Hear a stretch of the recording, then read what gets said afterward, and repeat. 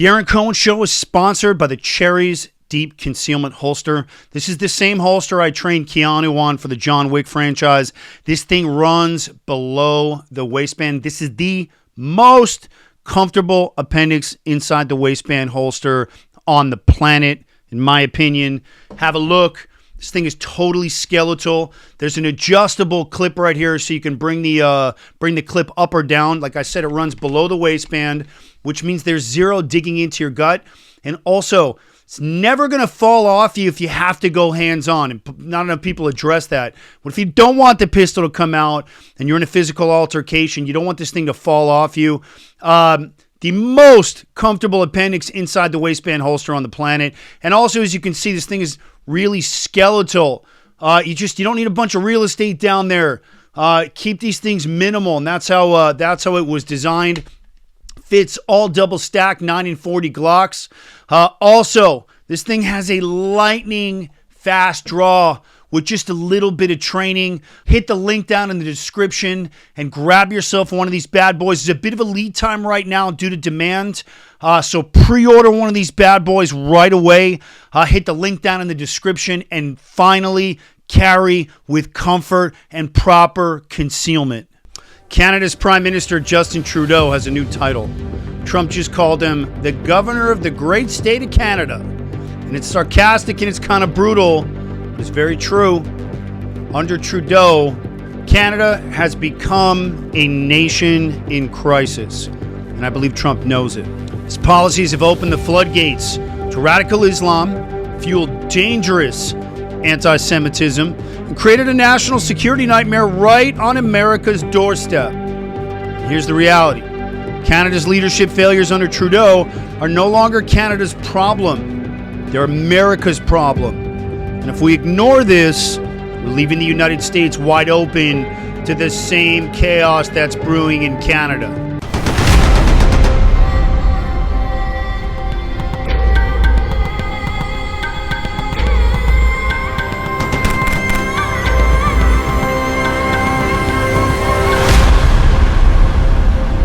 So let's start with the hard data. The facts don't lie. That's how I roll. Under Justin Trudeau, Canada admitted over 1.2 million immigrants between 2022 and 2023. Let me say it again. 1.2 million immigrants in a year. More than any other Western country on a per capita basis. Let that sink in. Many of these arrivals come from very high-risk regions. Places with very obvious and well-known ties to radical Islamist extremism. So what's the result? Canada has become North America's largest importer of radical Islam. Canada has become North America's largest importer of radical Islam. And Canada's intelligence agency, CSIS, or the CSIS, has repeatedly warned about terror cells connected to Hezbollah, Hamas, and even ISIS operating in cities like Montreal, Toronto, and Vancouver. And pro-Hamas rallies are marching through Canadian streets. We've all seen them chanting genocidal slogans against the Jews. But I promise you they hate the West just as much. Israel's just the beginning. Meanwhile, over 100 individuals with suspected terror ties have already been caught trying to cross into the U.S. from Canada just in the past 5 years. So here's the really interesting part.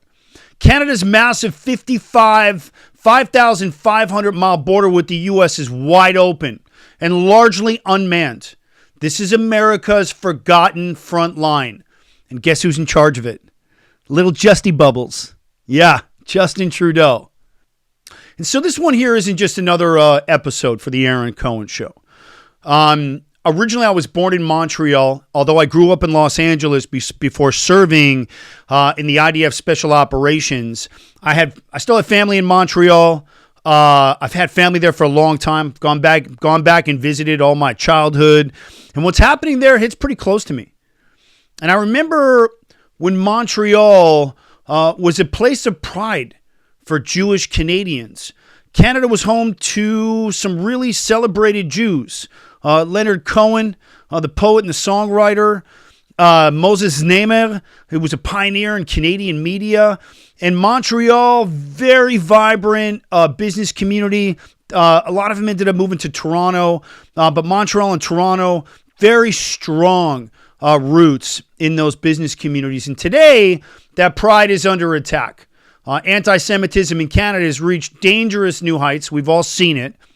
These pro-Hamas rallies about calls for the final solution right outside Jewish institutions like the Jewish General Hospital in Montreal. It hits pretty close. It's kind of interesting to watch it all go. And synagogues and Jewish schools are being vandalized. Families hiding their identity because they're afraid to walk down the street wearing a Star of David. And I grew up to be a proud Jew, both in Canada when I was visiting in Los Angeles. And today, those same streets are filled with hate. And Trudeau's Canada has abandoned its Jews. And it's a warning to Jewish communities throughout Canada. You are not safe under Trudeau's watch. Hey, are you guys a fan of my work, both on the news and with the Aaron Cohen Show? Do me a favor, help support the show by becoming a Season 1 sponsor. Grab yourself a support package down at the link below in the description. They start at about $25 and join my Season 1 sponsorship team. We're completely independently produced here, and it helps me fight off all that garbage anti-Israel misinformation while continuing to bring you no-nonsense analysis of the Mideast, counterterrorism, Israeli special operations, and U.S. national security. Become a sponsor. Join my Season 1 sponsorship team. Hit the link down in the description and join my sponsorship team. Appreciate you guys. But like I said, it starts with the Jews. The Christians and the Catholics are next. That's the way radical Islam sees it. So how did Canada get here? Trudeau's policies are rooted in globalist agenda garbage that prioritizes optics and BS ideology over national security. You've sold us out to globalism. Okay. You are not working for Canada. You are working for your globalist partners. I wonder how much they're paying you to betray Canada. What do we do with traitors in Canada, Mr. Trudeau? We used to hang them for treason. And you're doing that very same thing to us now. Okay. And his government has opened Canada's borders to unchecked immigration from extremist regions and ignored warnings from his own intelligence agency, CSIS. And guess what? The Biden administration has been doing the same thing here in the United States. And the result is a safe haven for terror networks like Hezbollah, Hamas, and ISIS, and are fundraising, recruiting, and spreading that ideology in Canada off the back of this war in Israel and Canada's largest cities. Meanwhile, Trudeau refuses to act. And this isn't leadership. It's a surrender. And the consequences, as we've seen here in the United States, put Trump directly into the president's chair, into the White House come the 20th. Americans have had enough with this woke garbage. Canadians are starting to wake up to it also. It's enough. The U.S.-Canada border, like I said, is about 5,500 miles long, and it's the longest international border in the world. And let me tell you something. This thing is wide open. While America focuses on the southern border, the northern border is critically unprotected. Although I have faith in Tom Homan, and I'm sure that he's having a closer look at it now, even as I speak. The U.S. Border Patrol agents are stretched so thin that there's entire sectors that have fewer than 10 agents on duty on that northern border. Now, we've seen this threat before. Let's talk some more history. In 1999, Ahmed Rassam, an al-Qaeda operative, entered the United States from Canada with plans to bomb Los Angeles International Airport. If you don't remember it, Google it. The plot was stopped, but that was pure luck. And today, with Trudeau's open border policies, we're at an even greater risk here in the United States. Terror networks in Canada are just miles away from the U.S. Cities like Detroit, cities like Buffalo and Seattle. And they don't need to bring weapons across. They can already be funded and inspired from within Canada itself.